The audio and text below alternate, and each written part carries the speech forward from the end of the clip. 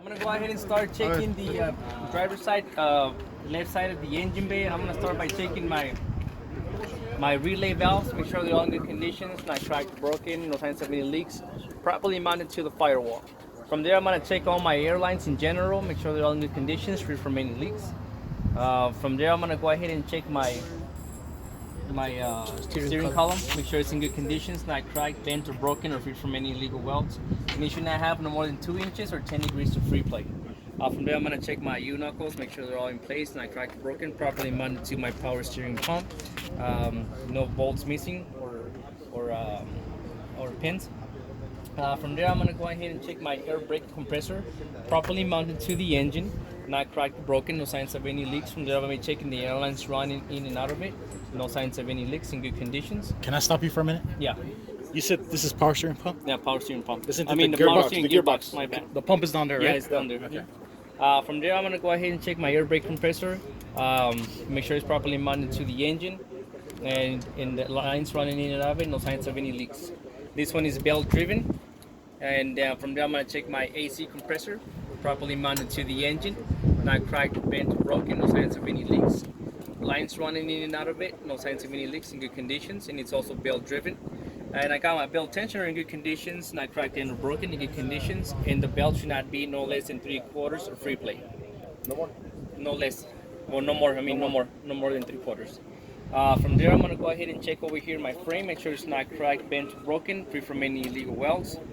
And then from there, I'm gonna be checking over here with my power steering reservoir, in good conditions, properly mounted to the frame, no bolts missing, cap properly secured, proper fluid level, and line running in and out of it in good conditions, no signs of any leaks.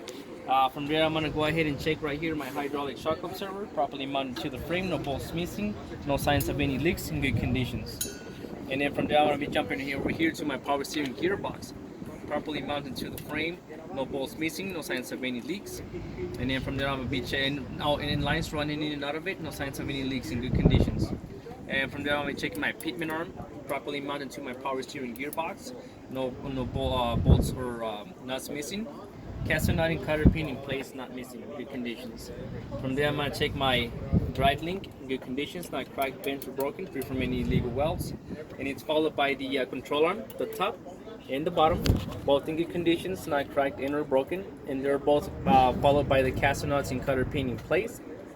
Then I got my tie rod in good conditions, not cracked, bent, or broken, no bolts missing, in good conditions. From there, I'm going to be checking over here my power steering pump in good conditions, not cracked, broken, no signs of any leaks. Lines running in and out of it in good conditions, no leaks, and it's properly mounted to the engine. From there, I'm going to be checking over here my hanging supports, front and back, properly mounted to the frame, no bolts missing, not cracked, bent, or broken. Next, I got my leaf springs in good conditions, not cracked, bent, or broken, or shifted in any way. And it also has the spacers in between in good conditions, not cracked, broken, or missing. Bump stopper in good conditions, not cracked, broken, or missing. And it's properly secured by the U-bolts. And the U-bolts are properly secured to the axle, no bolts missing. From there, I'm going to be checking my front axle in good conditions, not cracked, broken, and free from any illegal welds. From there, I'm going to be jumping over here to check my air relay valve in good conditions, not cracked, broken, properly mounted to the frame, no signs of any leaks, and lines running in and out of it in good conditions, free from any leaks. Air brake chamber in good conditions, not cracked, bent, or broken, no signs of any leaks. These ones do not carry any spring brakes. The back ones do carry the spring brake. You'll see it because they're fairly bigger than this one. Next, I'm going to be checking the slack adjuster in good conditions, not cracked, bent, or broken. And then I want to check my push rods in good conditions, not cracked, bent, or broken, and no pins missing. The way I check the slack adjusters and the push rods is I shock the wheels, get in my pocket for safety, push in my valves to release the air, and I pull on the slack adjuster itself. And if it has more than 1 inch of free play, it needs to be adjusted or replaced by a professional. From there, I'm going to go ahead and be checking for my brake drums. My brake drums in good conditions, not cracked, broken, free from any oils, no less than 1/2 material. From there, I'll be checking my brake linings in good conditions, not cracked, broken, or missing. This should not be no less than 1/4 material and free from any oils, as that can create a fire or a brake failure. If they ask you to be more specific, the brake drum is known as your rotor, the brake lining is known as your brake shoe or brake pad. From there, I'm gonna be checking over here for my tire. I'm gonna be checking the back, the top, and the front. These are 432 of threads. Recaps are not allowed. Only virgin radials. No uneven wear on the top of the tire, and no bumps, cuts, or abrasions in the front or on the back of the tire in good conditions. From there, I'm gonna be checking if the tire is properly seated to my rim, front and back. Make sure there's no gap in between. From there, I'll be checking the rim itself, back and front. Make sure there's no dents, cracks, or any illegal welds going on. That'll put my truck out of service. Now, my pilot lock nuts, make sure they're all in good conditions and accounted for.